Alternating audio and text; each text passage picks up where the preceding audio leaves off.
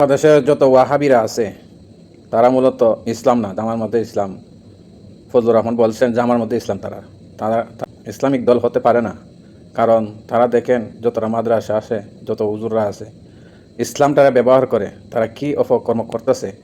বর্তমানে বলৎকার এবং দর্শন যারা করতেছে, ইসলামের নাম দিয়ে জান্নাতে নিবে প্রবন্ধ দিয়া এই ছোটো ছোটো বাচ্চা বলতে বলৎকার করতেছে এবং দর্শন করতেছে। মূলত তারা ইসলামী দল নয়, ইসলামটাকে ব্যবহার করে ইসলামটাকে কলঙ্কিত করার জন্য বাহিরের এজেন্ট, ইহুদি নাসারাদের এজেন্ট নিয়ে বাংলাদেশে আসছে ওয়াহাবি মদদিরা। আপনারা কমেন্টে জানাবেন, ভিডিওটা ভালো লাগলে শেয়ার করে দিবেন, সবাইকে ছড়িয়ে দিবেন, যাতে সবাই দেখতে পারে এবং সচেতন হতে পারে। ওয়াহাবি থেকে আমরা যেন সাবধান হতে পারি। আল্লাহ রাসুলকে যারা মানে না, আল্লাহ রাসুলের তরিকা এবং আল্লাহ রাসুলকে হাজি নাজির যারা মানে না, তারাই মূলত ওয়াহাবি। ওয়াহাবি মতবাদ আমরা ছাড়তে হবে, ওয়াহাবি মতবাদ আমরা ছাড়তে হবে। সুন্নি আকীদা আমরা গ্রহণ না করলে আমরা হাশরের ময়দানে কী জবাব দিব, রাসুলের সামনে কী মুখ নিয়ে হাজির হব। অবশ্যই ভিডিওটা শেয়ার করে দিবেন।